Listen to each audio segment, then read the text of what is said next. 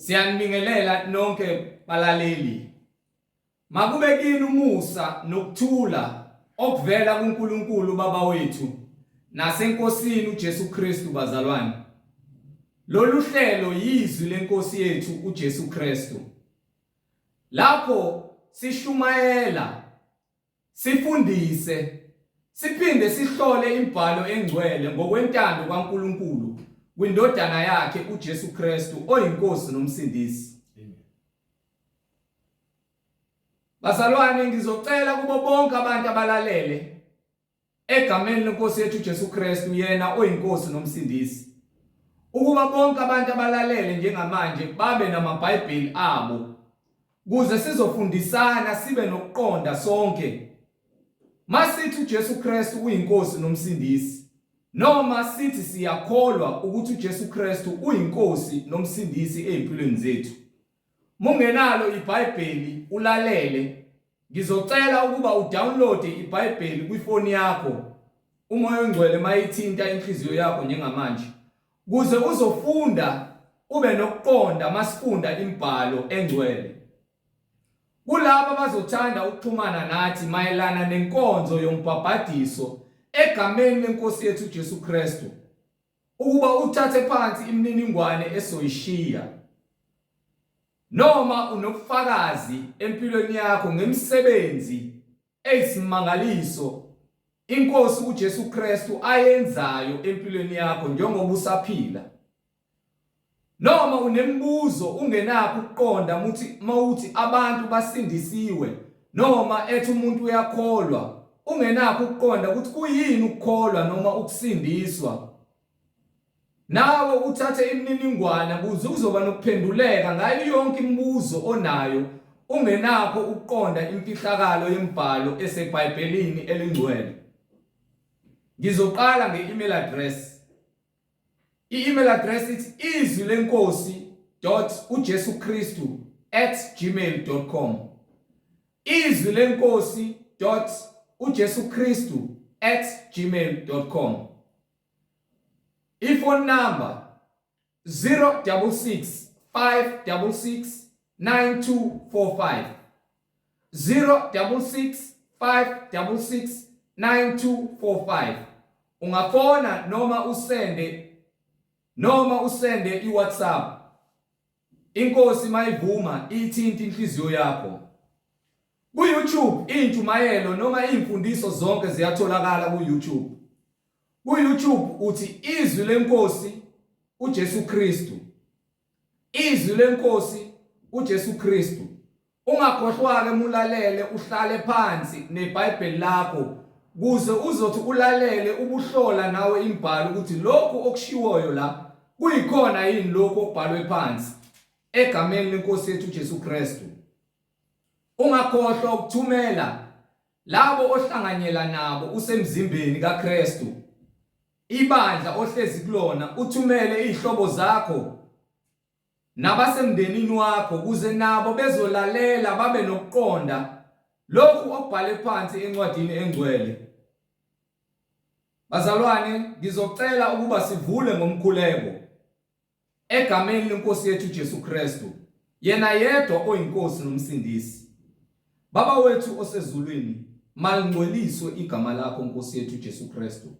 Umbuso wakho mawufike emhlabeni njengasezulwini. Usiphe namhla isinko sethu semihla ngemihla. Usithethelele amacala ethu njengoba nathi sibathethelela abasonayo. Ungasingenise ebulingweni kodwa usindise kokubi, ngokuba umbuso ungowakho namandla nobukhosi kuze kube phakade. Amen. Bazalwane, angihambi ngedwa, ngihamba nomfowethu umhlengi Zondi ozobe sihola embula imfihlakalo ngokwentando kaNkulunkulu kwindodana yakhe uKristu Jesu oyinkosi nomsindisi njengamanje. Embula imfihlakalo ejulile umoya ongcwele esihola ukuba silethe ukukhanya, ngoba uKristu Jesu ukukhanya kwezwe egameni lenkosi yethu uJesu Kristu. Bazalwane, umhlengi Zondi. Amen. Amen. Siyabingelela bazalwane Egameni likaJesu Kristu oyinkosi nomsindisi, umnini mandla onke, umsunguli nomphelelisi nomphethi walencwadi esiphilayo yobungcwele. Sithi malibongwe igama lakhe, liphakanyiswe lidunyiswe njalo ngomusa esiphila ngaphansi kwawo, ekubeni besingafanele umusa.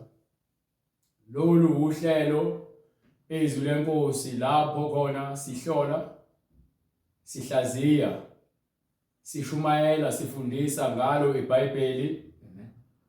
Asiholwa itifiketi, asiholwa ngabantu, siholwa umoya oyingcwele. Sikholelwa kuNkulunkulu ngezinhliziyo zethu ziphelele nangemphefumulo yethu. Konke esifundisayo asikuyelanga esikoleni. Incwadi ungiphi incwadi kaJohane chapter 15 lapho ngasigcineni ngithi uverse 29 ithi umoya oyingcwele uyakusiholela eqinisweni. Siholwa umoya oyingcwele njengokuba uJesu watshela nabapostoli, konke akutshela abapostoli wayetshela bonke abayolandela ukuba bazi ukuthi uNkulunkulu yena ongumoya oyingcwele ophethe lonke iqiniso. Uyiphethe le ncwadi? Ngiphe. Hallelujah. Incwadi ngokuba Johane isahluko 15. Yes sir. Verse 26. Yes sir. Nxa esefikile umduduzi, uthi uJesu uyahamba, uyakumthumela umduduzi. Umduduzi uthi nxa esefikile, kukhuluma umoya oyingcwele ephakathi kwindodana. Hallelujah. Glory to God. Hallelujah. Uthi uma esefikile umduduzi uyakwenzani? Engiyakumthumela kini. Uthi uJesu uyena uyakumthumela umoya oyingcwele. Kusho indodana. Sakhuluma umoya oyingcwele esakuyona indodana ukuthi umoya oyingcwele uyahamba uyabuya. Nxa esefikile umduduzi engiyakumthumela kini. Esefikile umduduzi lo ekumele athunyelwe kithi. Evela kuBaba. Evela kuNkulunkulu. Umoya weqiniso. Umoya weqiniso. Umoya. Hallelujah. Glory to God. Sidila nomoya weqiniso. Lolu hlelo izwi lenkosi uJesu Kristu. Intshumayelo ethathelwe eBhayibhelini kukho konke esifundisayo nesingibulayo. Konke kufanele kuqhamuke phansi encwadini. Angifuni ukuthi kuthiwe kunencwadi engayifunda engekho eBhayibhelini.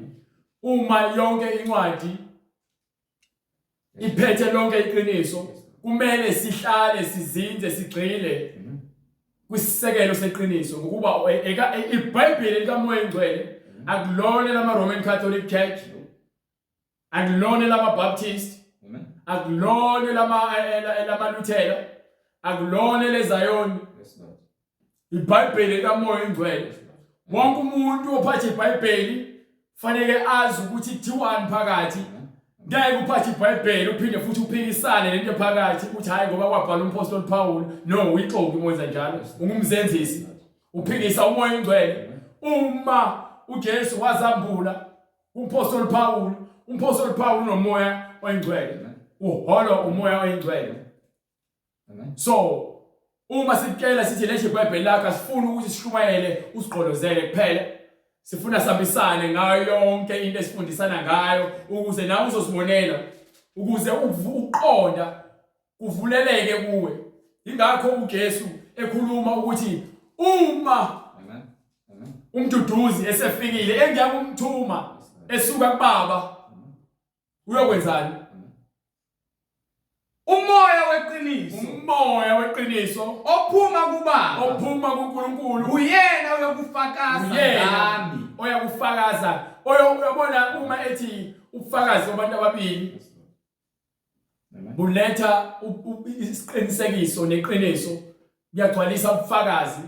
Yena uyindodana ethi unomoya oyingcwele. Umoya oyingcwele uzothi seqedile ukugcwalisa isiprofeto, esewenzile umsebenzi wakhe, bese kufika umoya oyingcwele ozofike wambule konke, uzogcwalisa konke njengoba indodana efikile yazokwenza umsebenzi kaMoya Oyingcwele. Haleluya, haleluya. Moya Oyingcwele uzobuya azogcwalisa ambule lonke iqiniso. Ithini incwadi?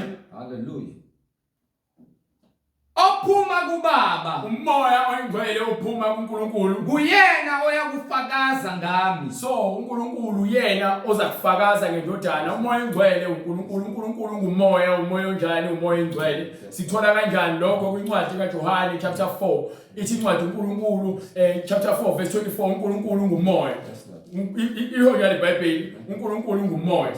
Mesisuka lapho ayokhuluma nabantwana bakaIsrael kwincwadi kaLeviticus chapter 19 verse 1, athi uNkulunkulu wakhuluma kuMose, wathi kuMose, Mose, khuluma nayo yonke inhlangano yabantwana bakaIsrael ubatshele ukuthi ke niya kuba ngcwele ngokuba mina uNkulunkulu uJehova wenu ngingcwele.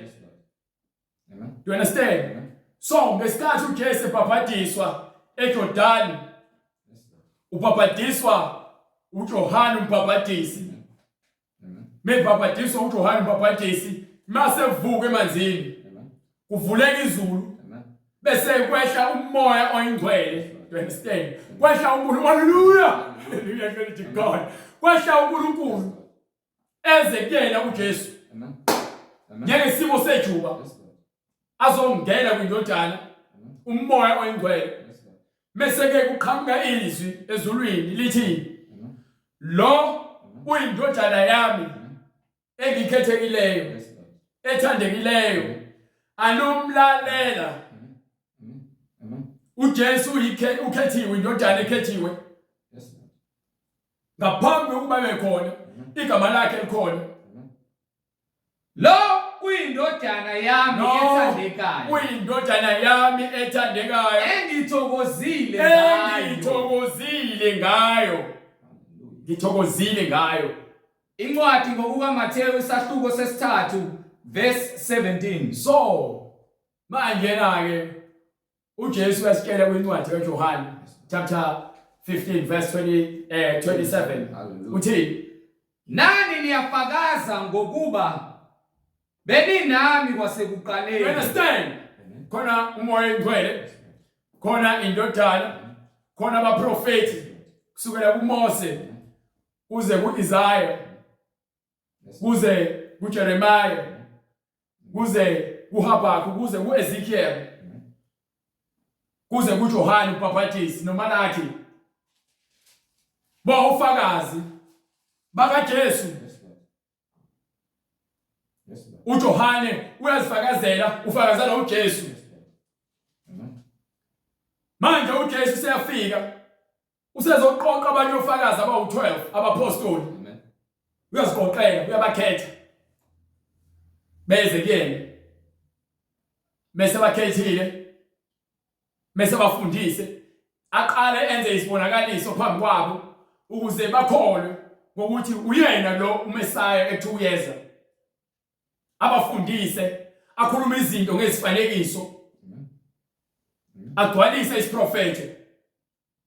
Njengoba sefika ebatshela useqedile ukwenza bengizokwenza, nina nizoba ngofakazi. Sekhona ufakazi abapostoli nabanye abafundi abakhona. Kwangebona kuphela abapostoli abafunda ngoJesu, kwakukhona nabanye abantu besifazane nabantu besilisa. Ingakho umuntu owezoba ufakazi, njengoba incwadi yezenzo sahluko 1 bese befika esesibulele uJuda Iscariot njengokwembhalo, base bekhetha omunye owayekhona, bengena bephuma noJesu. Bakhetha omunye wabo, babeka ababili, benza inkatho, bakhetha phakathi kwabo babili. Emva kwaloko kwasekwenzeka lani, kwaba nabapostoli abawu12 ukuba lo munye usefile endaweni yakhe esathathwa esikhundla sakhe. So ngalokho ke sengabona ubufakazi. Amen. Ubufakazi. uJesu ufakazelwa abaprofeti. uJesu ufakazelwa abapostoli nabafundi bakhe. uJesu ufakazelwa uNkulunkulu. Hallelujah. Ufakazelwa uNkulunkulu Hallelujah. Lizwi. Yes, Lord. Fakazela umoya oyingcwele. Lo moya oyingcwele kumele siwamukele. Amen. Do you understand? So, asiholwa itifiketi. No. Indaba ilaba khombisa iBhayibheli Amen. ukuthi yini esiholayo. Amen. Siholwa iBhayibheli, Amen. moya oyingcwele. Yes, Lord. Izwi. Amen. Ungahamba esikoleni uyofunda. Kodwa uma ungambulelanga umoya oyingcwele, hallelujah, glory to God. Uzoloku ujikeleza intaba njengabantwana bakwaIsrael bengafuni ukulalela umoya oyingcwele. Bajikelezisa intaba. Bafele ehlane. Bangafika eKhanani. Isizukulwane safika emva kwabo sazithoba esasiholwa uJoshua benoKalebe. Isona esangene eJordani. Ngisho uMoses uqobo lwakhe angenanga ngenxa ukuthi akafunanga ukukhazimulisa uNkulunkulu ngokuthi ke akhombe itshe likhipha amanzi. uMoses walishaya itshe. uAaron naye wagwetshwa ngokuthi angangeni eKhanani ngokuba yini wenza ithole. Usisi kaMoses noAaron naye akakwazanga ukungena. Balwa noMose khona eShani baqala bafuna ukugwevela uMose. Obheka umoya waSathane, umoya wongcola uyathanda ukwenza sengathi khona icompetition emsebenzini kaNkulunkulu kanti cha. Umsebenzi kaNkulunkulu ukuthi kwenzeke uthi yonke into ofanele yenzeke ngokuqonda. Do you understand? Noma yonke into ofanele yenzeke ngokuqonda, kufanele kube khona ungabi khona ubuyaluyalo ebandleni kaNkulunkulu. Wonke umuntu ufuna yazi indawo yakhe, ungafuni uxhumela indawo zabanye abantu. Yini? So uyabamba umoya manje sobona ukuthi wena khona lo ungenzi kahle khona kufanele noma lo muntu akenzi kahle kumele wena uyomenzela. Engabe wena uhlela phansi naye ngoba umfowenu noma udadewenu ukhulume naye ulethe abanye ofakazi. Ngoba yonke into esonto kaNkulunkulu kufanele kube khona ubufakazi. Ukuze yonke into ihambe ngokuqonda. So sizoqondisa ibandla likaKristu ngale iBhayibheli. Asikhathali ukuthi ngabe usumbhishophi ofundisa isikhathi esingakanani. Uma ungahambi ngencwadi engcwele wena udinga uqondiswa. Uma ungafuna uqondiswa incwadi ithi asiphume kuwena sikuyeke ngokuba yini usuzinikele kuSathane. Thanda imali, thanda abafazi, thanda untshontsha, thanda uqamba amanga. So ithi incwadi kwincwadi kaJohane Bright ngiphe. Hallelujah. Chapter 15 verse 27.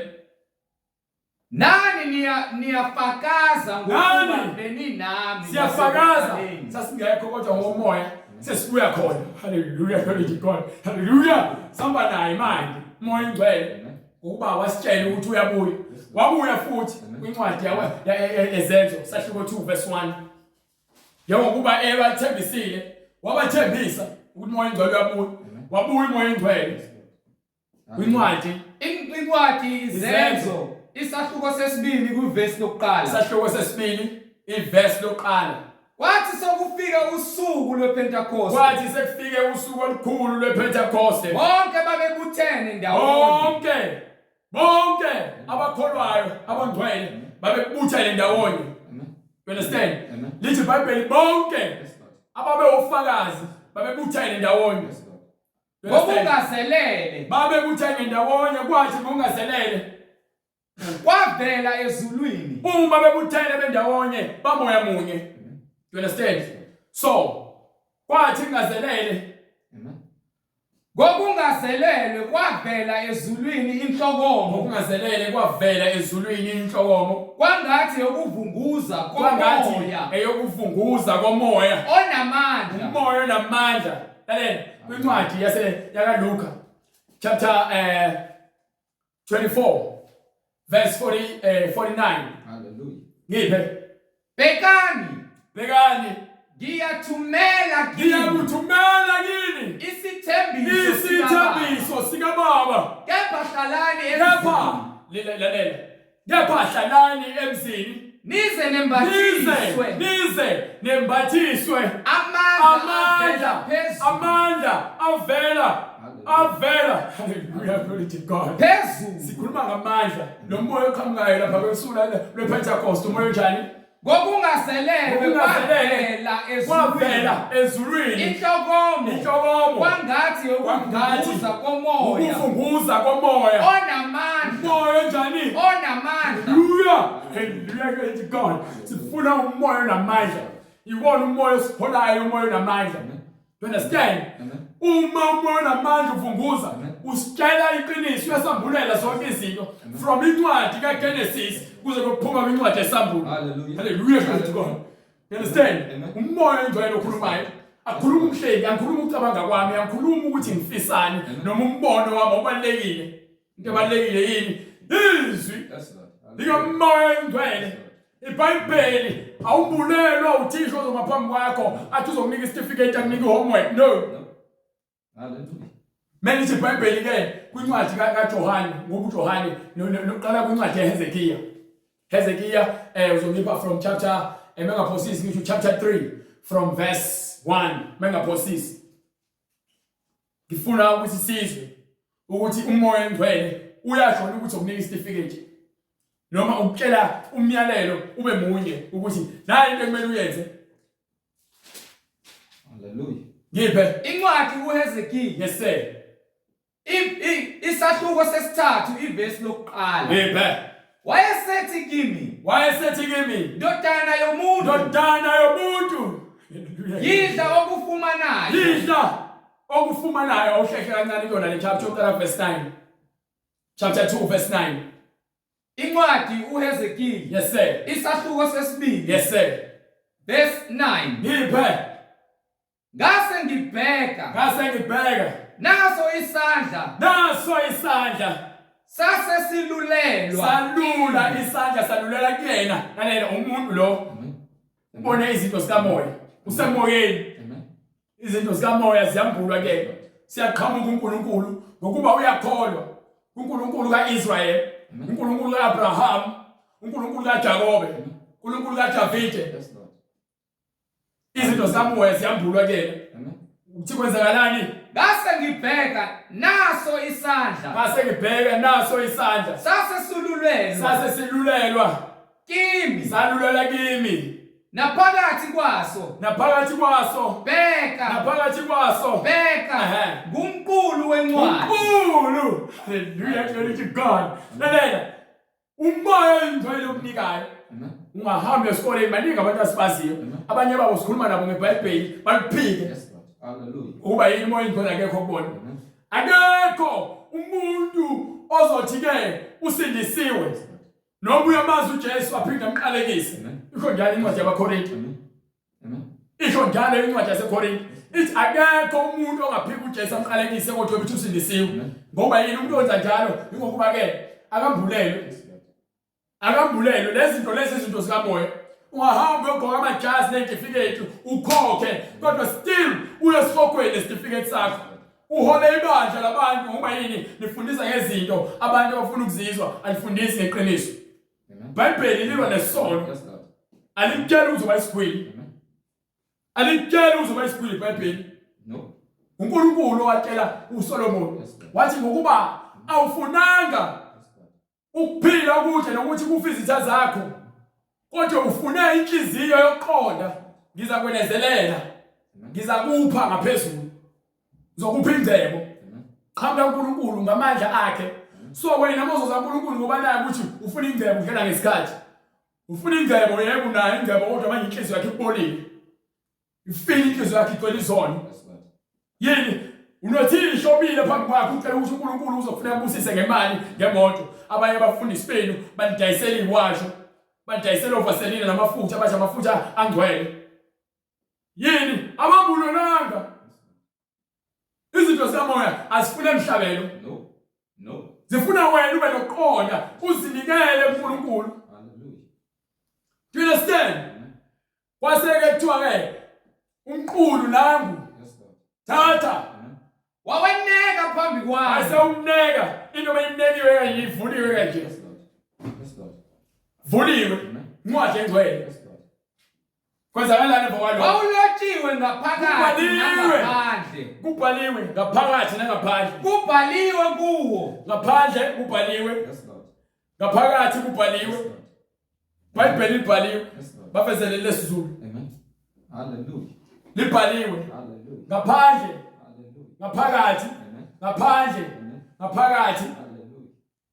Kubhaliwe. Amen. Iyona into ebalulekile lebhaliwe. Yes, Lord. Akuyisuyazi iBhayibheli. Umuntu aliphethe ubona umfanekiso wathi iBhayibheli. Yes, Lord. kodwa awazi ukhona phakathi uma uthi uyazi awunakho uqonda haleluya ngiyakho abanakho uqonda ingakho befambula ngeBhayibheli kuba yini abambulelwa ngalezinto bese ngenhliziyo nangelukuluku isho incwadi waweneka phakathi wasuneka umqulu phambi kwakhe wawulotshiwe ubhaliwe ngaphakathi nangaphandle kubhaliwe kuwo izililo nezililiselo kubhalwe izililo nezililiselo usho uNkulunkulu uyakhala ngabaprofeti bakhe abathuma nokuthi maye ngeke kuthiwe maye kumnandi kunoshukela abaprofeti sebedayisa iwasho abaprofeti badakwa utshwala abaprofeti abasakhuluma iqiniso abaprofeti sebezenza abangani nabantu ababusayo emhlabeni sebeyagwazelwa badla imali abasahluleli ngendlela efanele abaprofeti sebahlulela sebeprofethela abantu ukuthi wena uzothola umsebenzi wena ngikuphuphile ebusuku uphuphule imali izinto abaprofetha ngazo izwi likaNkulunkulu alikho kubona ngokuba no ufuna umsebenzi vele uapply uthola so usitshela ukuthi beqinisile umprofeti kanti ukubamba ngeskelemu ukukhuthaza ukuthi ufuna umsebenzi bese uthola umsebenzi bese uyabuya wena ubuye uzomkhokhela khokhela isono khokhela umprofeti umgwazeli ngiyaphinda shumayele ngokuthi ke uma ulala ungashadile usifebe ngeke aze aphinde athi ke abantu besilisa abalala bodwa ke bayisineliso phambi kaNkulunkulu ngeke aze aphinde antshele nabantu besifazane ukuthi imbozana amakhanda uma nize endlini kaNkulunkulu ngeke aze aphinde antshele ukuthi kuyisono ukudaka utshwala nokukhonza izithombe nokufaka indole zokufakela nokupenda ubuso bakho nokufaka amabhuluku umuntu esifazane nokufaka ingubo umuntu wesilisa ngeke aphinde shumayele ngalonto le hlawumbe izinto efuna ukuzizwa ngokubhaliwe phansi yathini incwadi right wayesethi kimi ndodana yomuntu yidla okufumanayo haleluya glory to God nange abangifuna iBhayibheli iyadliwa ngesikhathi iBhayibheli thandaza uma ngcwele uNkulunkulu lamandla ngipha amandla okuqonda ngipha amandla okubekezela ngipha amandla okuhlakana njengayo uSolomon wacela ukuhlakanipha nokuqonda wena ujaha imali wena kodwa manje esihogweni nale mali yakho jaha imali kodwa esihogweni nale mali yakho ukuphila nomuntu wesifazane oshadile wena ungashadile uyaphinga uyafeba wena nomuntu wesifazane uyaphinga isiphingi nesifebe nomjolo wenu ufuneka uyeke ngokuba ke awubusisiwe noma ngashada seniyiphinge nobabili ngoba nomuntu wesifazane umkhwenyana wakho uyaphila wena uhamba uthatha umfazi womuntu wonile wisoni manje isincwadi thatha le ncwadi le wenze njani haleluya udle lomqulu thatha le ncwadi uyidle iBhayibheli yadliwa hayi ngomlomo ungazithatha iBhayibheli udla amakasi kathu uzothola umoya ingcwele ngoba phela abanye abantu bayibula ngalo hlobo uma kuthiwa ke ithi iBhayibheli uma iso lakho likwenza ukuthi wone olikhipha umuntu afuna ukhipha ihlo lakhe langempela kanti kuthiwa hlukana nesono uma ingalo yakhe ifuna ukwenza ukuthi wone ukuthi manje ifuna utshontshe noma ifuna uthinta umfazi womuntu noma uthathe ibhodlela likabhiya kuthiwa inqamule kuthiwa ungayenzi lonto ingakho sithi uJesu wayekhuluma ngemfanekiso uzwile ukuthi ke uma kuthiwa ubuke uma ungalali umfazi womuntu yabo manje so wona ngokuthi wena ubuke ngeso so senzele isono ngokubuka ngeso umkhanuko womuntu wesifazane noma umuntu wesilisa noma umuntu wesifazane so usuka esonweni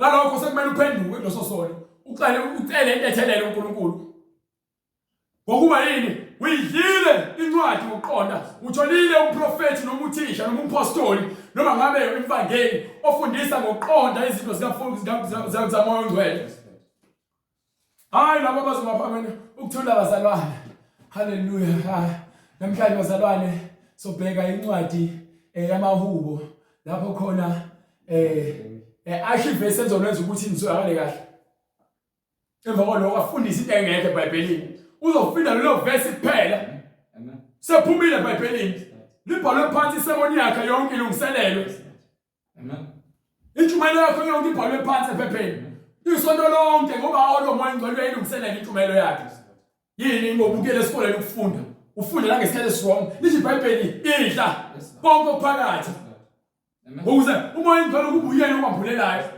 Ungazambuleli wena, ufike umoya ingcwele okholayo. You understand?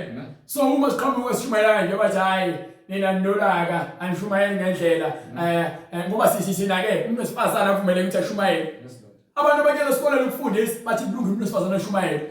Bese sithini iBhayibheli. Athi hayi kwabhala uMpostoli Paul. Yobona lapha ukuthi ufundiswa umzenzisi, ufundiswa ixoki, ufundiswa umuntu ongambulelwanga.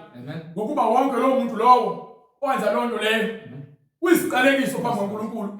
Ngokuba uphindisizwe. Angikwazi ukuthi ngizoqhamuka sekithi mina ke hayi lokho bhalwe ubani ngoba ngizwile.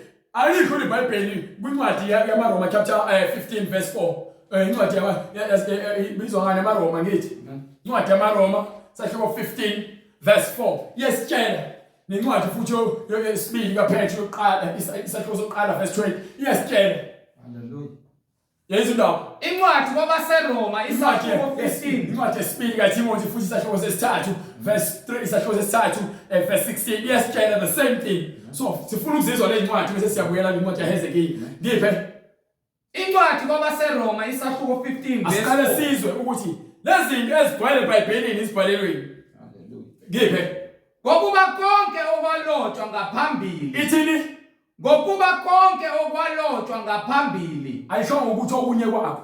Ithini right? Ngokuba konke okwalotshwa ngaphambili. Ngokuba konke okwalotshwa konke ngaphambili kwalotshelwa ukufundiswa kwethu. Konke okulotshiwe ngaphambilini kulotshelwe ukufundiswa kwethu ukuze ngokubekezela nangenduduzo yemibhalo kube njani sibe nethemba sikholelwa. Hallelujah. Glory to God. Siphilela ithemba. Hallelujah. Incwadi yesibili kaTimothy isahluko sesithathu verse 16. Siphilela ithemba. Ngeke uhlukanise iBhayibheli phale ndawo. Soze mohlukanisa wena ngokayihlo uSathane ubulawa inkanuko. Ngiphe incwadi yesibili kaTimothy isahluko sesithathu verse 16. Hallelujah. Incwadi yesibili kuTimotheyu isahluko sesithathu. Amen. Verse 16. Yes sir. Yonke imibhalo. Ithini? Yonke imibhalo. Umkeni kushwela hayi kwabhalwe uPaul, uqhamaphi uPaul? Angikholelwa lokho ngoba uthi wathi ke lokho noma kuthiwa aqhamuke kumoya ingcwele. Kodwa ngokuba nginomoya kaNkulunkulu nginalungelo lokuthi ngikusho lokho. Ukutshela kahle. Unomoya ingcwele. Uma umoya ingcwele kuyena, lo moya ongcwele kuyena unelungelo ukuthi ayikhulume lento ayikhulumile. Uthini? Hallelujah. Yonke imibhalo iphefumlelwe uNkulunkulu. uJesu uNkulunkulu wazambula kuMpostoli Paul eDamaseko. Amen. Ilungele wahamba wathi akaDamaseko ayovulwa amehlo. Amen. uAnaniya. Amen. So manje unkela ukuthini? Lishilo iBhayibheli. Yonke imibhalo iphefumlelwe nguNkulunkulu. Imibhalo iphefumlelwe nguNkulunkulu. Iphefumlelwe umoya ingcwele. Muphikisana lento le. Wena ngwaSathane. Wena umphiki uKristu wena. Umphiki uKristu. Ngiphe incwadi. Qala uqedele incwadi bese emva kwaloko ngiphe le ncwadi yesibili kaPetru isahluko 1 verse 20. Qala kule ncwadi uyiqedele. Yonke imibhalo iphefumlelwe nguNkulunkulu. Iphefumlelwe kusho ukuthi uNkulunkulu uyena owayehola lo muntu oyibhala incwadi. Azange azibhalele ngokuqonda kwakhe ukuba zonke izinto ziyahambisana, akukho kunye okuphambene nokunye, konke kuyahambisana. Ingakho sitshela nje ukuthi lezi zinto kuhleke zambulwe umoya engcwele. Ilungele ukufundisa. Yonke imibhalo iphefumlelwe nguNkulunkulu ilungele ukufundisa. Ngeke ikufundise incwadi uzitshela ukuthi ufundile. Funeka uzithobe eqala uzehlise. Wehlike ngesasitulo sakhe esiphakeme. Thatha lesitifiketi sakho usishise. Ukuba siyaphambanisa lento ezikamoya engcwele. Thatha le jazi lakho ulahle lapha. Wenza lento eBhayibhelini lithi eyathi Hezekiya kayenze. Yidle incwadi engcwele. Shiya ezinye incwadi ezingekho eBhayibhelini. ezoqambela amanga ezithi uPeter wabethelwe ebhekise phansi. Asiyazi lonto ayikho eBhayibhelini. Amen. Bhayibheli lithi konke okulotshiweyo siyabona kulotshiwe naphambi kwethu. Wena ubuye esikoleni usithi ake lokhu ngesiGreek kusho ukuthi, lokhu ngesiHebrew kusho ukuthi, kuthini ngesiZulu? Akukho into efanayo. Uma ngithi ke go ngesingisi, uma ngithi hamba ngesiZulu, awuhambi. Awuhambi ngesingisi. Hallelujah. Uma ngithi stop ngesingisi, wenzani? Uyama. Uma ngithi yima ngesiZulu, ngicela ukuthini? Mangithi ngizokubulala ngesingisi, ngithi I'm gonna kill you. Ngisho into efanayo. Uma umuntu elalele ngicela lonto ekwachazela ngesiZulu ukuthi uzokubulala, ngeke ngabaleki. So nithanda ukuloke lezi zinto zibe complicated ngolwazi lambe noluxosha lapha yona nesidingo. Iyakela nje incwadi ukuthi uNkulunkulu konke ukuhlamba komuntu uzokubhubhisa. Amen. Ngoba yini amaGreek afuna ukuhlakanipha. So nina abantu enye esikoleni ukufunda nisenza amaGreek, amaJuda ngapha afuna ukwenza izibonakaliso. Hallelujah. Hallelujah. Afuna izibonakaliso. Ingakho befuna abantu besonto emele ukuthatha amanzi abusisiwe. Behamba abaprofeti bethenga amanzi ngeshumi bese kuye emva kwaloko abuye athathe imikhuba yabantu athi ungumKristu. Ingakho abantu bamaKristu kodwa bayahlaba. That's that. Yini? Hallelujah. Umoya ukho niyazenzela. Ithi incwadi yonke imibhalo ephefumulelwe uNkulunkulu Ilungele ukufundisa. Ilungele isibekelwe ukufundisa. Amen. Amen. Ibekele ukufundiswa. Nokusola. Nokuthi isole nabantu benu nabantu balandelayo. Abafundisa izinto ezingekho eBhayibhelini. Abangantshela ukuthi ke phumana ezonwenzeni. Nokuqondisa. Ilungele ukufundisa. Nokusola. Nokuqondisa okugwegwileyo. Ingakho uJohn Baptist ethi ke uzoqondisa indlela egwegwileyo, uzokwehlisa amanye amagquma namathafa awenza qonde. Yini akakhulumi ngamathafa ngempela, ukhuluma ngabantu ukuthi abantu abaziphakamisileyo uzobehlisa. Ingakho ebehlaphe ebaphathisa abantu kuze izoni kuyena, kuze amaphoyisa,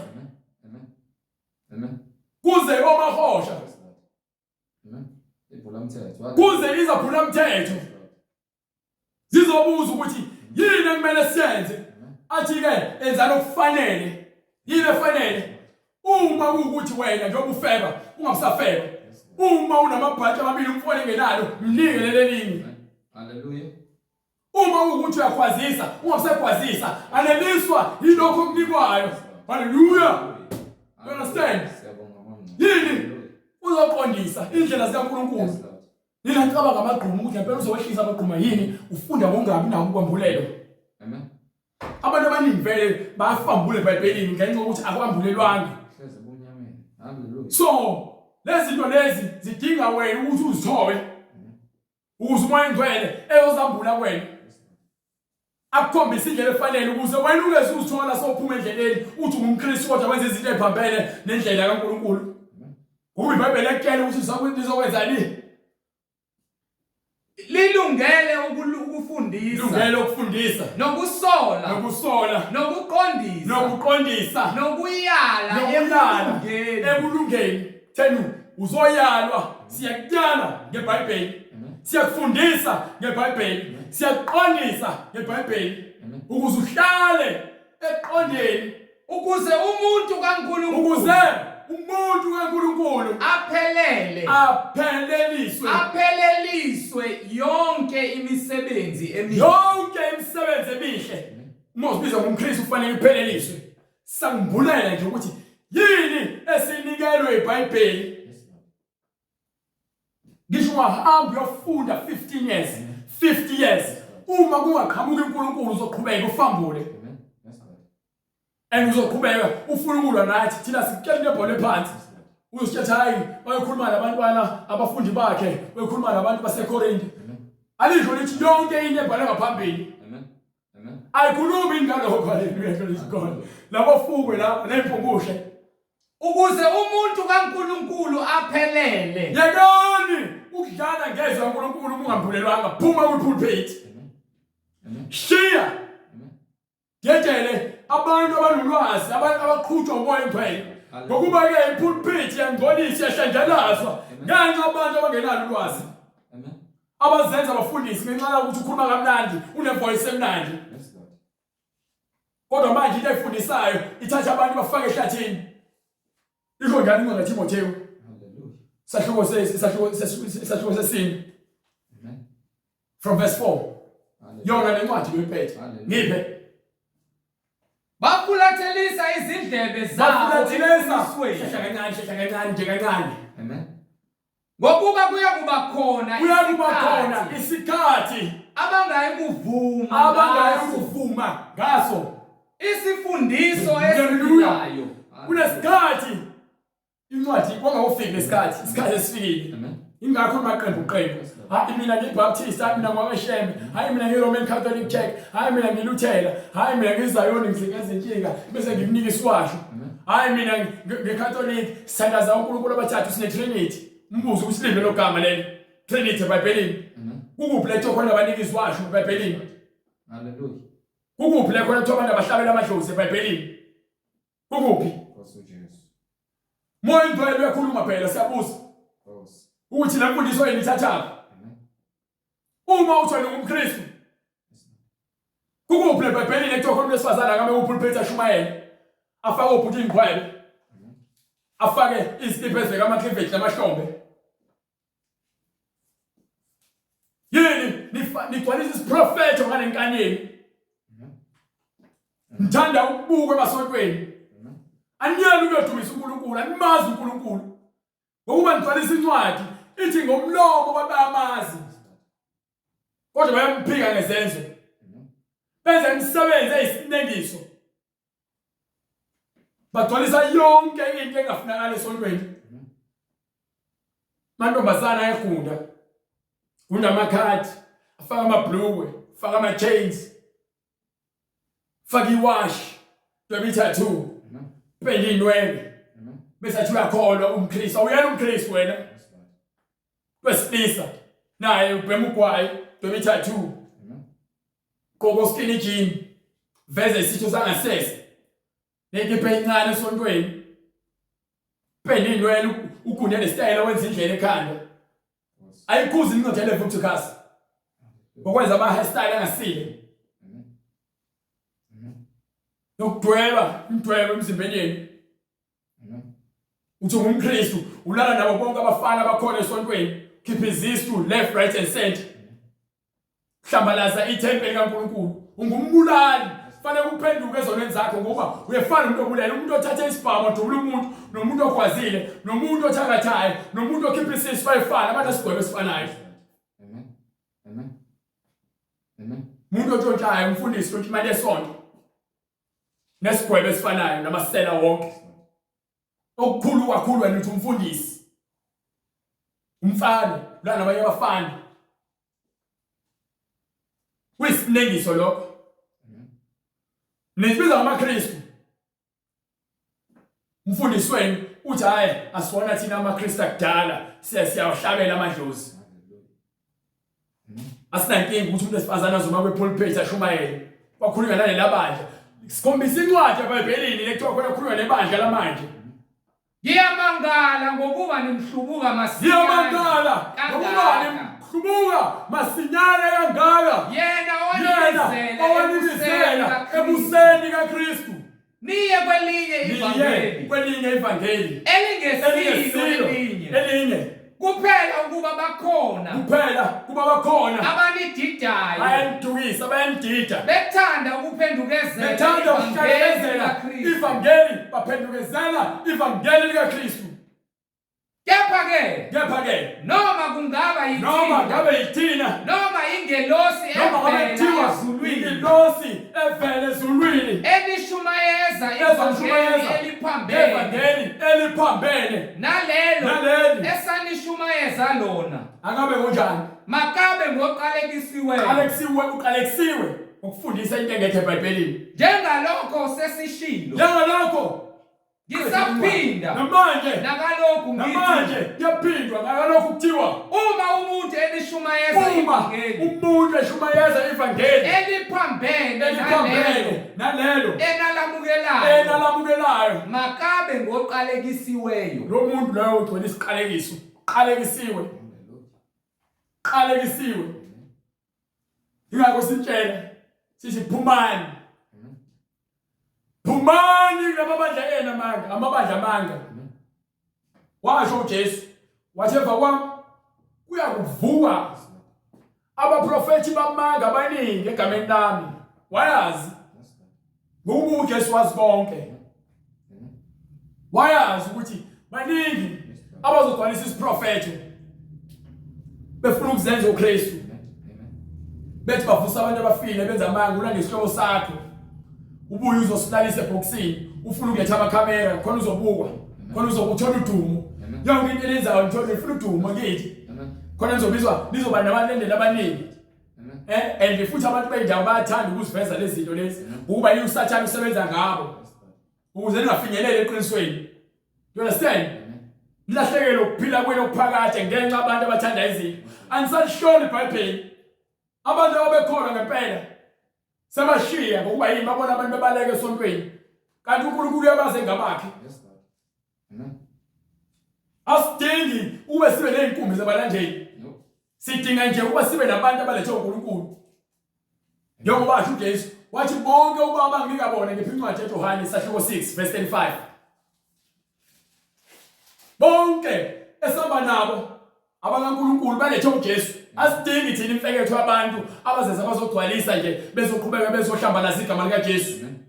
Incwadi ngokukaJohane isahluko 6 verse 35. Ngiphe uJesu wathi kubo, mina ngiyisinkwa sokuphila, ozayo kimi kasoze alamba, nokholwa yini indodana kasoze ome. Hallelujah, glory to God. Hallelujah. Soze ome. Kepha ngithi kini ningibonile nokho anikholwa. Kepha anifunanga ukukholwa. Konke angipha khona ubaba, konke into ayibona uJesu ukuthi ningibonile kepha nifuna ukukholwa. Ilalela iBhayibheli uyalibona. Yonke into efunayo phakathi oyifuna ngoJesu zonke impendulo. Hallelujah, glory to God. Ingakho sitshela hallelujah.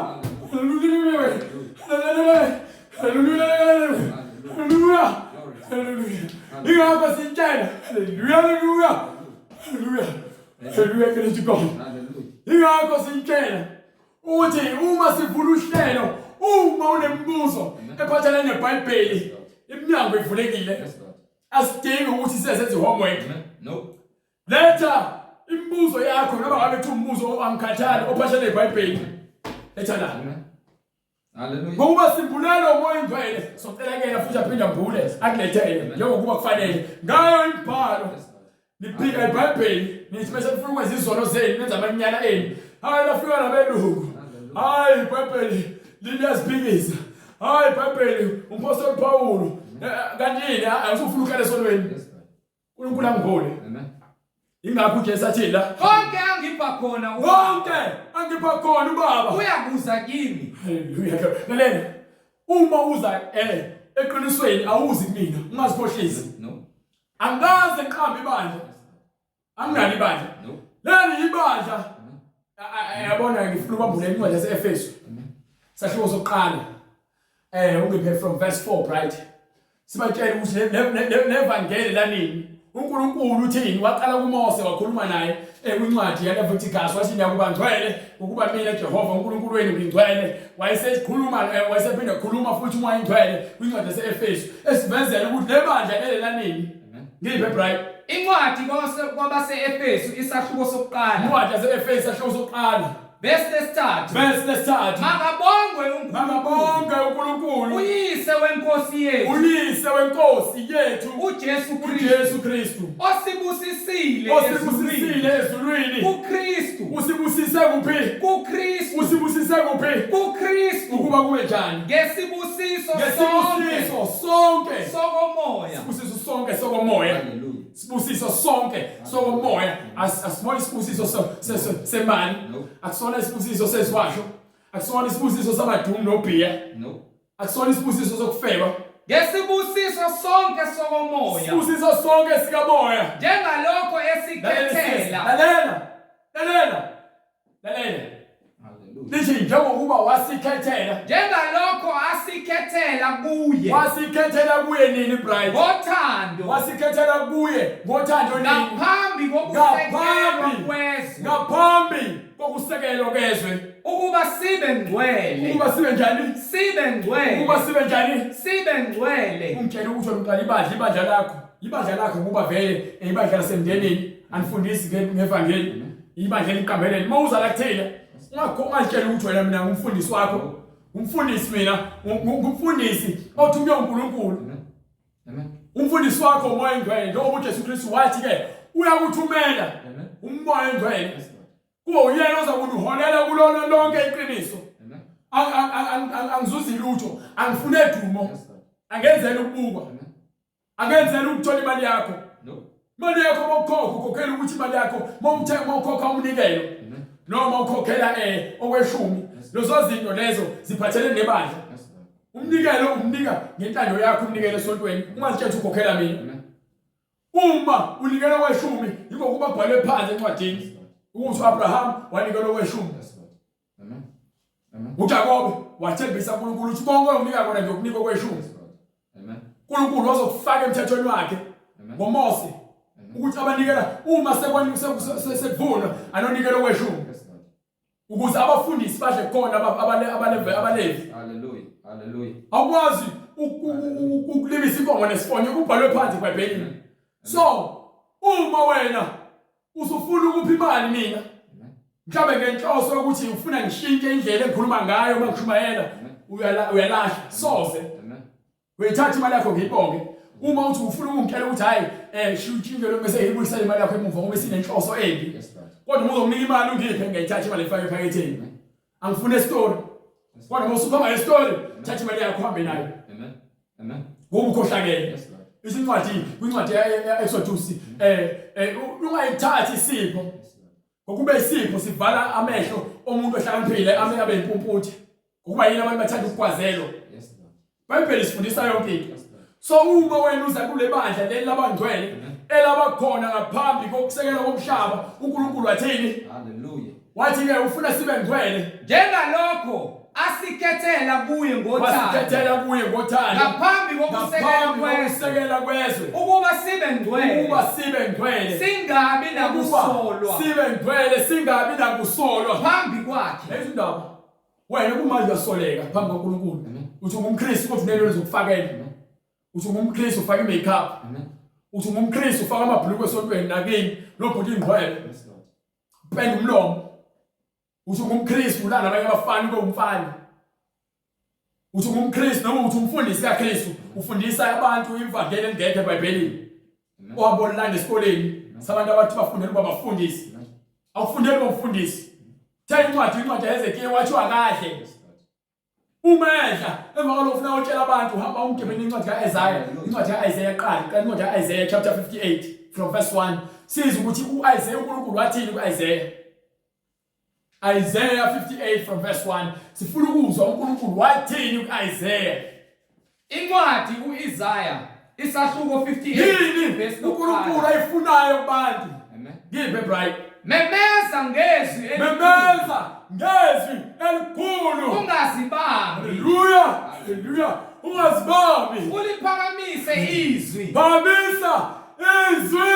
Njengeqilongo. Utshele abantu bami. Iziphambeko zabo. Utshele abantu bami. Iziphambeko zabo. Tshela ukungalungi kwakhe. iBhayibheli tshela ukungalungi kwakho. Indlu kaJakobe izono zayo. Bonke abantu abangcwele kufanele batshele izono zabo.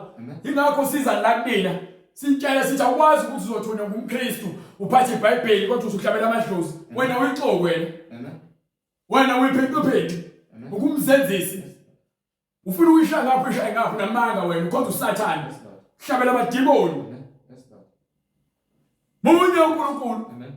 Isho ngale incwadi yaseEfesu chapter 4 from verse 4. Munye uNkulunkulu. Incwadi kwabase-Efesu isahluko sesine ivesi lesine. Yes sir. Munye umzimba, munye umoya, munye umoya. njengalokho nabizelwa ethembeni linye lokubizwa Ngokuba kwethu. sabizelwa ethembeni linye lokubizwa kwethu. Yinye inkosi. Ngeke uze uthi unenkosi kodwa manje ufuna ukuhlawela amadlozi. Wena uselamanye amakhosi. Hambe wena izangoma uthi amakhosi lawo izangoma izavula umthetho. God likhohlakele. Likhohlakele lisibiza abaKristu. Nenza yonke into le. Nihamba lebakunethi no amakhosi bhula ngoma. Bhula amakhosi. Athi vumani bo. Siyavuma. Bakuvumisa yonke into ehlangene umngcolo le. Lisibiza abaKristu. Siza la iBhayibheli sombhulela ngokuba iBhayibheli yasitshela ithi yinye inkosi.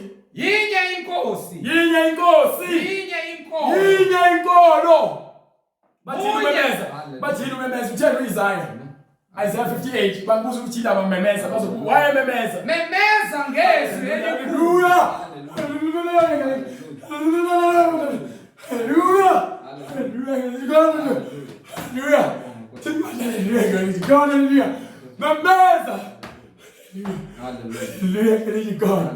Do you understand?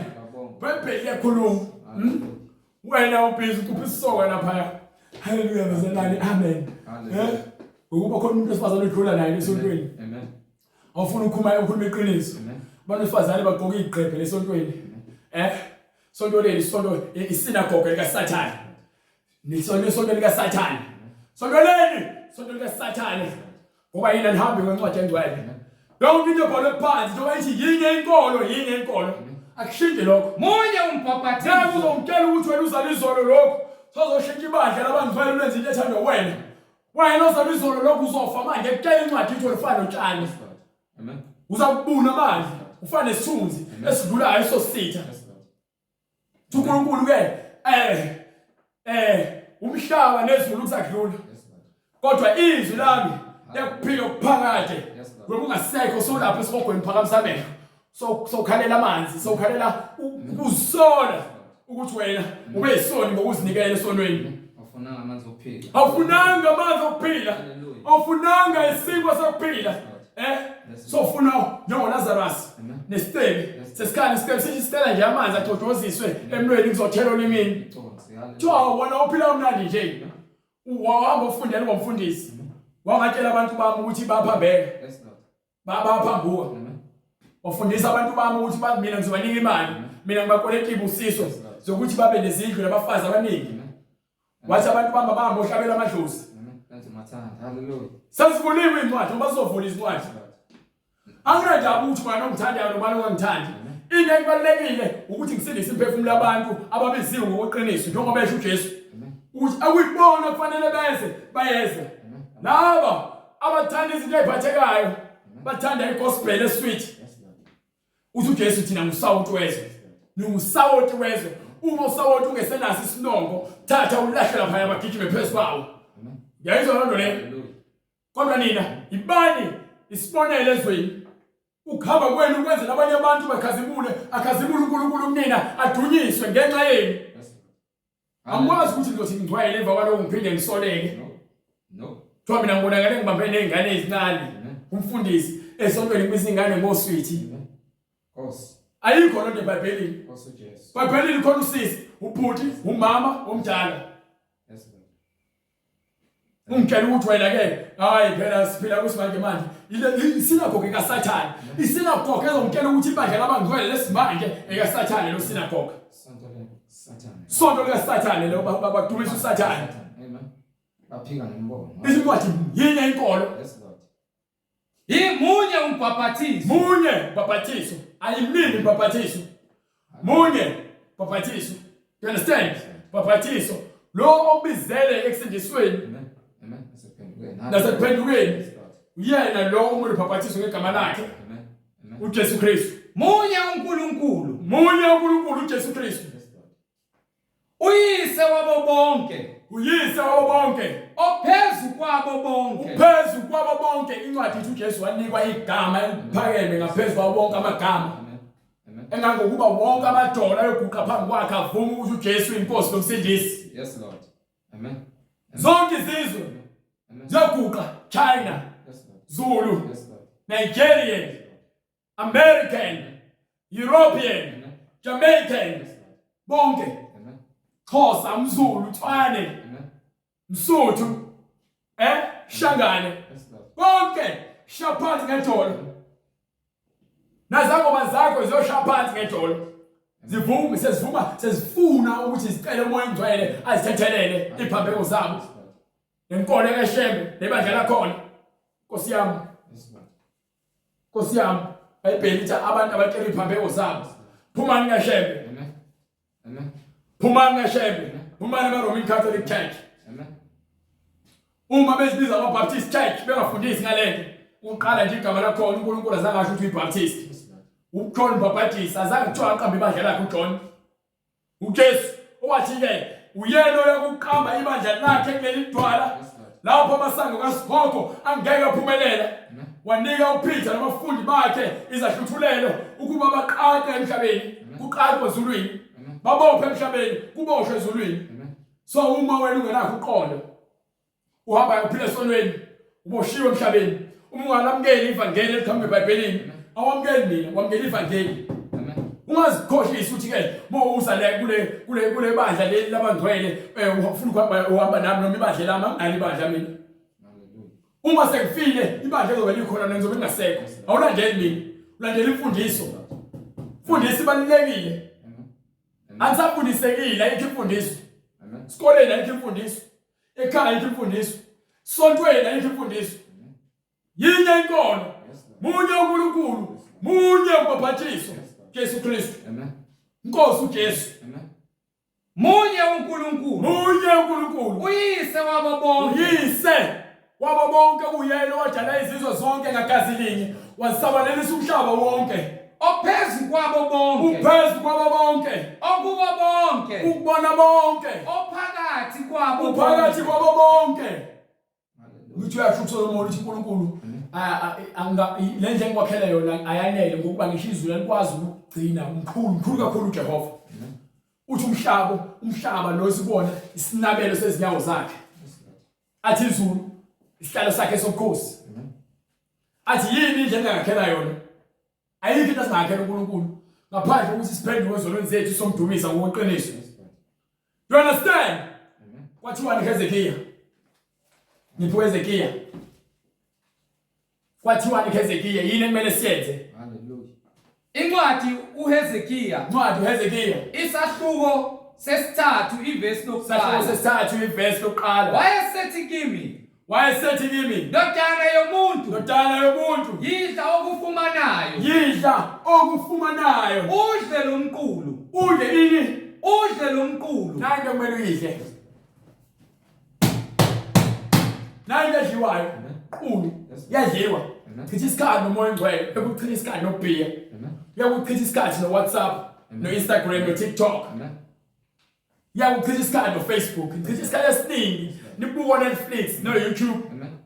Umoya engcwele animazi ukuthi esontweni uvula iBhayibheli lihlala kini lize ligcwale intuli libe lesikhunta amaphela ayazenzela ayandisana amaphela senamabalabala iBhayibheli lakho ngolibuka la kuba yini amaphela agibelelwa phezulu kwalo azalisane phezulu kwalo sunamahlolo okuliphatha uzuthatha iBhayibheli lakho ulifake emaking pen highlight iBhayibheli lakho ngaphakathi Amen. fundiswa wakho neBhayibheli elihighlightiwe kuba yini akahola umoya engcwele Amen. Amen. iBhayibheli alihighlightwa Amen. thiwa yidla Hallelujah. yidla. Hallelujah. Yazi ngoba yini batshele incwadi yaJoshua sahluko sokuqala verse 8 kwathiwani ke eJoshua bese uyabuza umkele uJesu Kristu nakhona ekhuluma noSathane kwincwadi yaMathewu chapter 4. Yipe Incwadi Joshua sahluko sokuqala verse 8. Incwadi kaJoshua isahluko Lento sokuqala. eyatshelwa uHezekiya yatshelwa uJoshua engakufika uHezekiya. Amen. Kwathiwani right? Lencwadi yomthetho. Lencwadi yomthetho. Incwadi uJoshua isahluko sokuqala. Lencwadi yomthetho. Lencwadi yomthetho mayingasuki emlonyeni wakho Yayizotshela incwadi. Le ncwadi yomthetho mayingasuki emlonyeni wakho kusho ukuthi wena uyahamba esikolweni webhasini, ukebhasini wesitimeleni. Bebekubuza ukuthi yini efundayo, sokuphuma ubuhlakani kaNkulunkulu ngoba yini umoya ongcono uphila kwena. Awudingi ukuhighlight amavesi owathandayo. Understand? Asiyenzi lonto le. Akho vesi engithandayo. Kuthiwa le ncwadi le eyomthetho ingasuki emlomeni wakho. Oyidla nini? Kepha wozindla ngayo. Wozindla ngayo. Imini. Nobusuku. Ukuba uqaphele. Ukuze uqaphele okwenza. Hallelujah, glory to God. Njengakho konke okulotshwe. Konke obhaliwe ufuna ukwazi ukuze ukwazi ukwenza. Ukwahlulela kwakho ufuna ukwahlulele ngendlela efanele.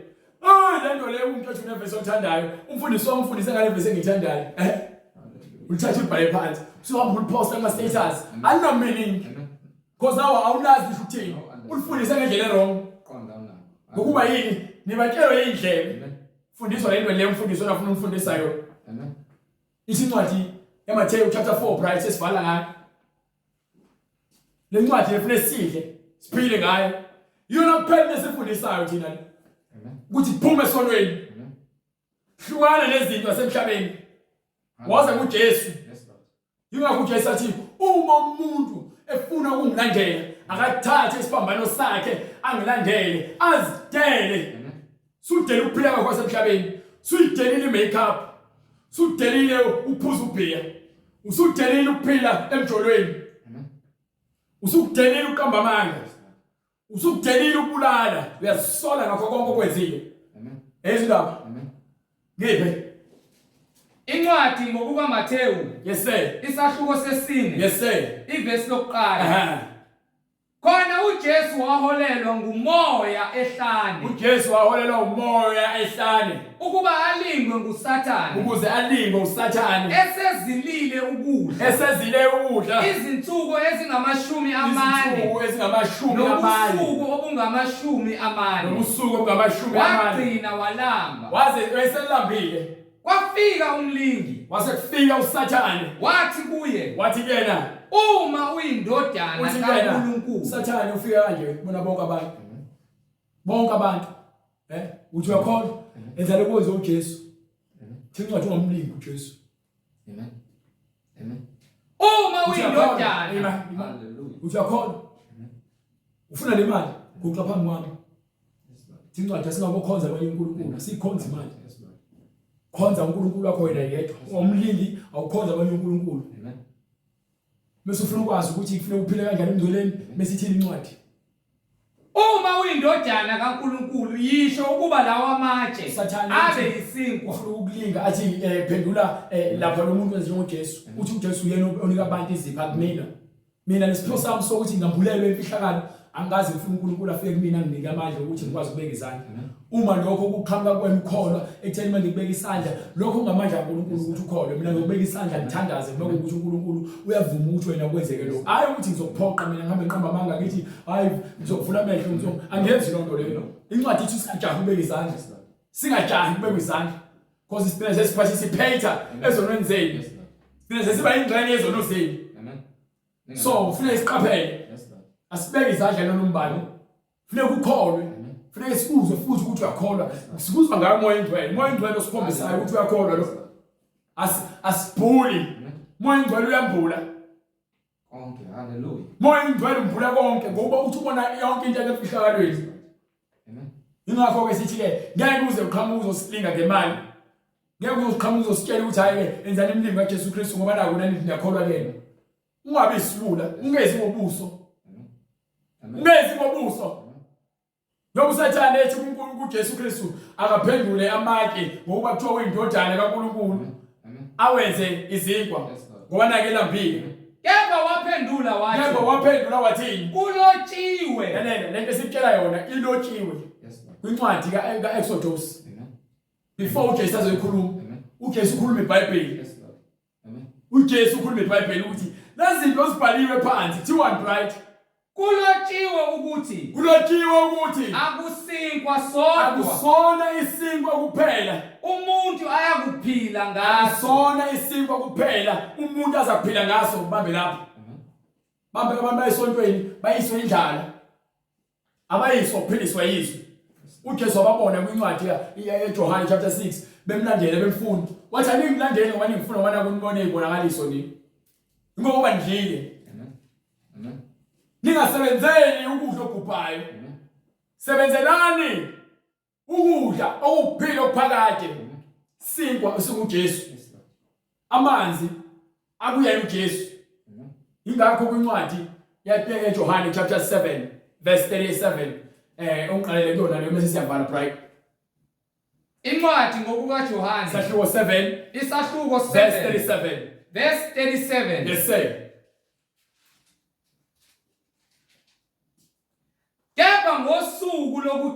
kepha ngosuku lokugcina olukhulu lomkhosi yes sir uJesu wema uJesu wasukuma wama wayememeza izindaba uthini uyamemeza ngeke ngize kuhlebele ngizomemeza ngizana uma ngithi uphendukoni phumani ngamandla enu ngokuba nginangosuku lokugcina msokwane usufa so kuthiwa angeke uzuthi awuzwanga wamemeza njengokusho kwembhalo wamemeza uJesu wathini uma ekhona omileyo uma kukhona omileyo akeze kimi abangeze kuJesu azophuza okholwa yimi okholwa nguJesu njengokusho umbhalo indaba ithini yonke into ikhomba phansi embhalweni okholwa nguye njengokusho kwembhalo esiswini sakhe kuyakugobhoza imifula yamanzi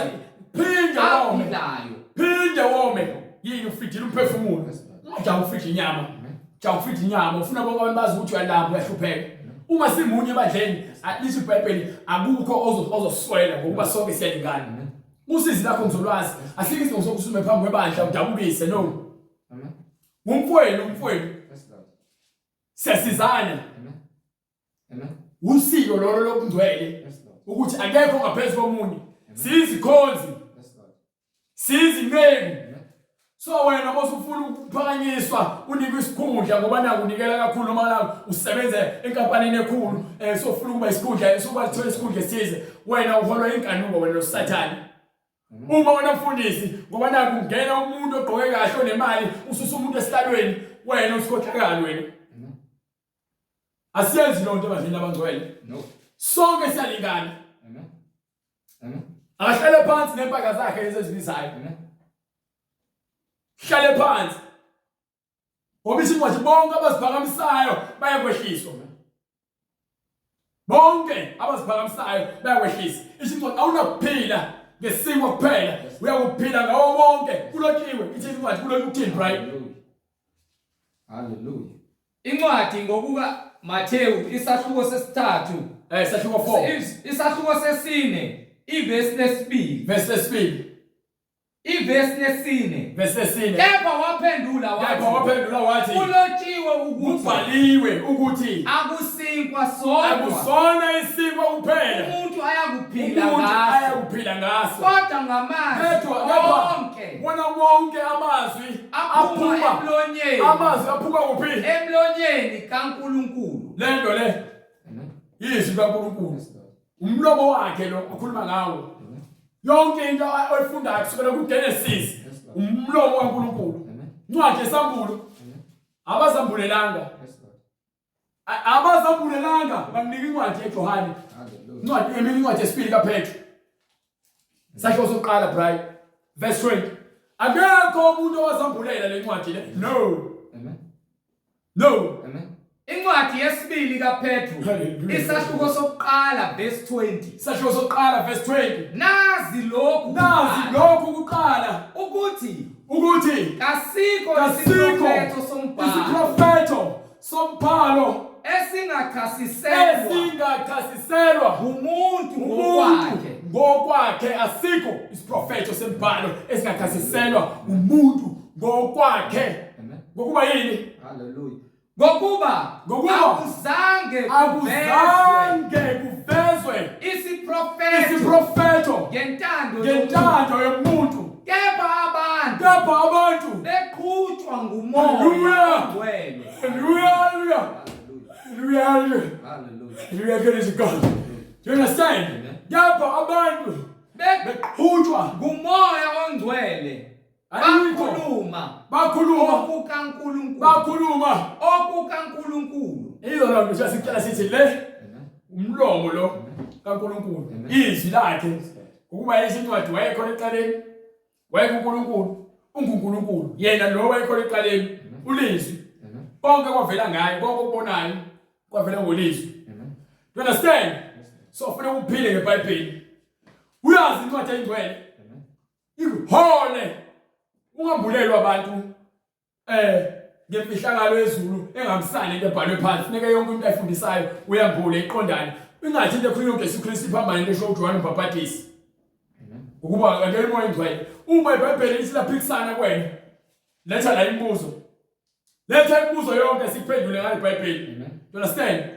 Iphi incwadi kaPetru sitshela ukuthi ke yini kumele bayenze ubani obabizayo yisiphi isithembiso esikabani isithembiso.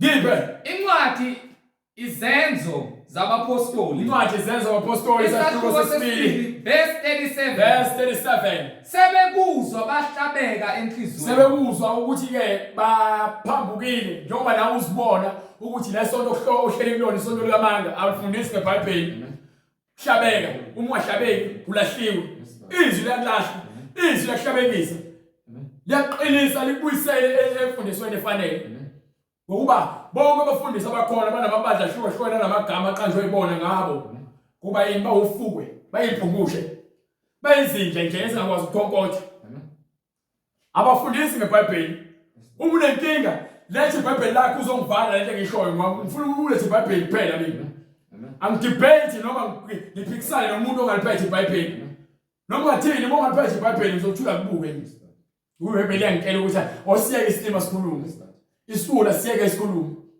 so sifuna umuntu ophethe iBhayibheli ozositshela ukuthi hayi siyaphikisa lokhu siyaphikisa lokhu bese asiqhala imbhalo asihlole imbhalo ngoba uthini uJesu hlolani imbhalo ngokuba nithi yona inokuphila phakathi iyona ofakaza yami efakaza ngami haleluya yonke efakaza ngoJesu ithi right wathini ngiphe yona lencwadi oyivulayo John chapter 5 verse 39 haleluya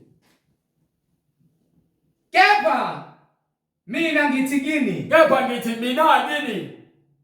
ningamelani nokubi John chapter 5 incwadi eMathewu leyo right ungavumeli isitha simbulese izinto ezingafanele Johane chapter 5 ngokuka Johane isahluko sesithathu Johane chapter 5 verse 39 hallelujah yes sir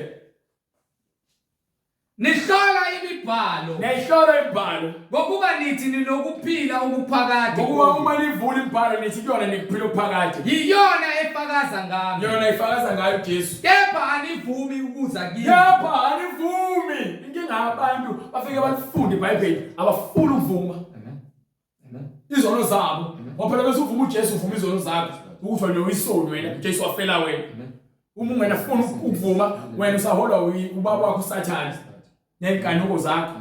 You understand?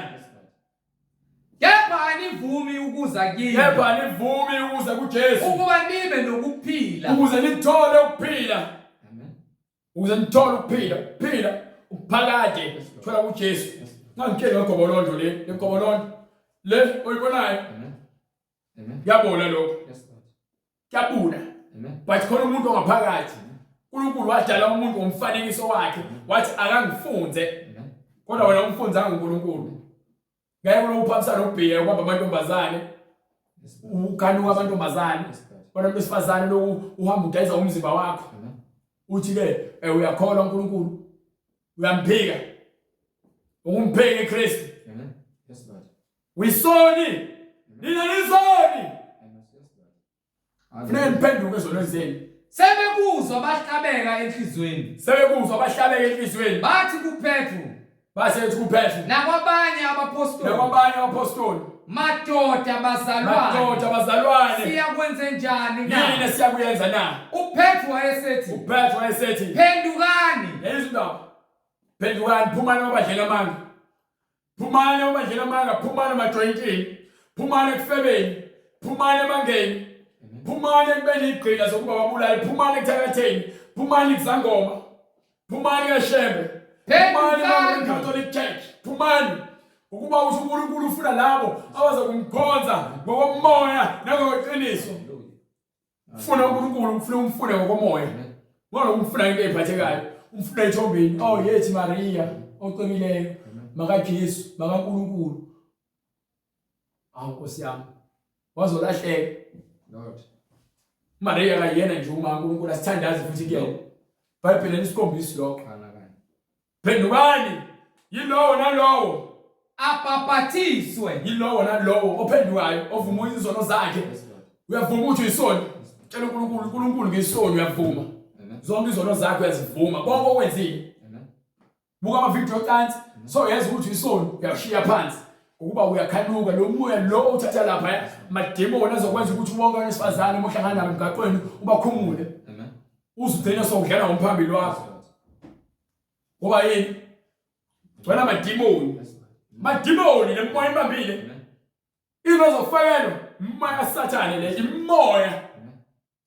Ugqoka iqhephe. Dayisa umzimba wakho. Umoya lo.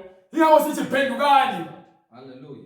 Yilowo nalowo apapathiswe Egameni likaJesu Kristu. alizothi iBhayibheli bazothi hayi ungani wathi uJesu kubafundi bakhe hambani ezizweni zonke nibafundise emva kwalokho nibaphapathise egameni likaYise lendodana kaMoya Ngcwele ubani igama likaYise lendodana kaMoya Ngcwele ubani Egameni likaJesu Kristu. nalo igama walambula uJesu ngesikhathi uJesu afika ngosuku lwePentecost uMoya Ngcwele ehla engena kubona ngesikhathi engena kubona uMoya Ngcwele lalela ngifuna lelisise kahle ubatshelile ukuthi ke uyakuthumela umoya weqiniso umduduzi isithembiso uyena obambulela zonke izinto so wena uPetro avela sithi ke uyazibhabhathisela nje abantu ngegama likaJesu Kristu ngokuba lezi zinto zambuliwe kuyena wakhuluma le ntshumayelo le ngokuba uMoya Ngcwele usanda ngena kuyena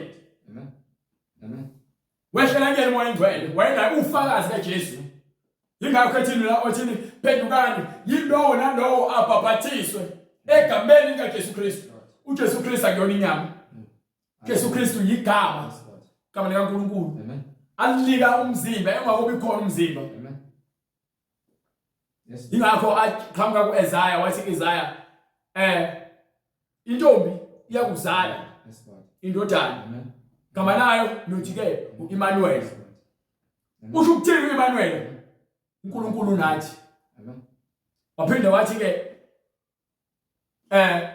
kuyazala uJesu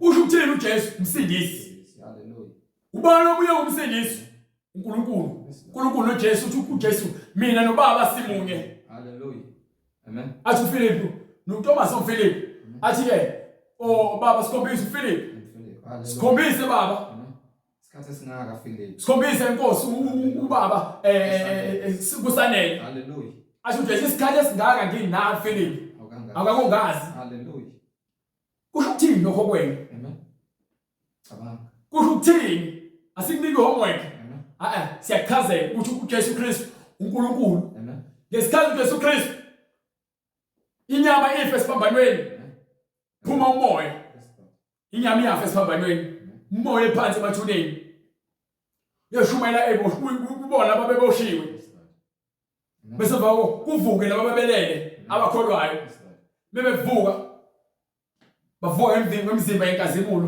bavuka emva kwaJesu Kristu bona bahambe bayemzini ongcwele uJesu Kristu eze kubafundi bakhe usekhazimulo sayomzimba lo wathi ufile uphendula umzimba wenkazimulo so uma abafundi bakhe sebebona babona umzimba wenkazimulo kodwa usaqhamuka njengesimo sendodana njengoba ke kwincwadi kaPetro incwadi yezenzo incwadi yezenzo ehlo soqala verse 9 or verse 8 isincwadi wakhushulwa ngefu bebuka haleluya wena umzimba lo wami ngekhuphuke ngefu bebuka amen wakhuphuka ngefu bebuka lamthatha ifu lamsaphi ezulwini amen njengoba incwadi yesambulo ithi uyabuya ngefu uzokwahlulela amen amen ezulwini uthi umpostoli Paul ayingeni inyama negazi so zibuza ukuthi wena ngabe ke lento esifundisayo sithatha ikhona eBhayibhelini sifuna wena usibuze konke ofuna ukusibuza kona silethele imibuzo sokunika nempendulo yeBhayibhelini. Amen. You understand? Ingakho sithi yaphendukani yilowo nalowo abhaphathiswe egameni likaJesu Kristu. Uma ubhaphathiswe egameni likaYise ndodana kaNkulunkulu aphelele, ubani igama? Amen. Bani igama likaYise lendodana kaMoya Ngcwele? Ngoba ukwazi ukuthi uzothi-ke igama likaYise uNkulunkulu, igama lendodana uJesu Kristu, igama likaMoya Ngcwele ubani-ke uma igama likaYise kuyiNkulunkulu? Phela ngoba ngeke uphambanise usho amagama uzothi igama likaYise uNkulunkulu, igama lendodana uJesu, igama likaMoya Ngcwele ubani? Uzothi uNkulunkulu. Uma uNkulunkulu uMoya Ngcwele ukuthi-ke ubaba uMoya Ngcwele ngoba uNkulunkulu. Ngehlalo eziwu-3. Futhi mehlelo eziwu-3 ingakho bethi ne-Trinity. Lahlekile. Amen. Bible uNkulunkulu ezulwini khona isihlalo sinye sobukhosi. Angekho omunye uNkulunkulu eduze kwakhe. Hallelujah. uNkulunkulu ngumoya, umoya weqiniso. Amen. Igama likaYise uJesu. Amen. Lo ufika umbone ezulwini bese wahlulelwa. Ngeke ubone uNkulunkulu abathathu. Igama likaMoya Ngcwele negama lendodana uJesu. Yes, Lord. Wayeze ngenkazimulo kaYise. Amen. Lithi iBhayibheli uNkulunkulu wayekuKristu. Amen. Kama bekhulunywa ngala khulunywa ngenyama. No. Phendukani yilowo nalowo abhaphathiswe egameni likaJesu Kristu. Kukho ukuthethelelwa kwezono zenu. Khona niyakwamukeliswa. Uyofuneka mase ufuna ubhaphathiswa. Amen. Sophendukile. Sosithini Yes, Lord. sibhaphathise egameni likaJesu Kristu. Amen. Khona besowamukeliswa emva kwalokho sohlala ulinda. Njengabo abafundi bakhe bahlala balinde eJerusalem kwaze wafika usuku lePentecost. Wayeshela umoya Ngcwele ebona. Yes, Lord. Wabagcwalisa baqala bakhuluma ngezilimi. Njengokuba umoya obanika ukuphimisela. Hallelujah. Phendukani yilowo nalowo abhaphathiswe Egameni likaJesu Kristu kukho ukuthethelelwa kwezono zenu. Khona niyakwamukeliswa. khona niyakwamukeliswa Isiphiwo sikaMoya oyingcwele. sikaMoya oyingcwele Ngokuba isithembiso ngesenu. ngokuba lesithembiso ngesenu Nesabantwana benu esabo bonke abakude. esabo bonke abakude Bonke inkosi uNkulunkulu bonke wethu inkosi uNkulunkulu wethu eyakubabiza. eyakubabiza. Hallelujah. You understand? Hallelujah. Sicela ukuthi-ke usithinte Amen. inamba, i-email, Amen. no-WhatsApp Amen. sikhile. Yes, Lord. Kade qala imfundiso uyosithinta. Amen. Sizame indlela ukuthi sifinyelele kuwe. Amen. Sizokubhaphathisa umphefumulo wakho ubaluleke ngaphezulu kwakho konke. Yes, Lord. You understand? Amen. Sicela bhuti uswele umkhuleko. Baba, egameni lenkosi yethu Jesu Kristu, uNkulunkulu onamandla, siyabonga Moya Ngcwele. Siyabonga Nkosi uJesu kuba wena uzile ukukhanya. Siyabonga Nkosi ukuthi wena uyisinkwa owasinikela ukuba sibe nokuphila okuphakade. Siyabonga Nkosi ukuba abantu abaphuza kuwe abasuke bephinde bome. Siyabonga Nkosi ukuthi ulethe ukuqonda. Siqondise Nkosi izilakho ngoba Nkosi konke kwalotshelwa thina. Thina ukuba sifundiswe, ukuba silungiswe Nkosi, silungiselwe imisebenzi yonke, sipheleliswe. Nkosi uJesu, ukuqonda kwakho kudala ukuthi uMoya Ngcwele apheleliswe ezimpilweni zethu ngoba wena uyinkosi nomsindisi. Khazimuliswa Nkosi uJesu empilweni zethu.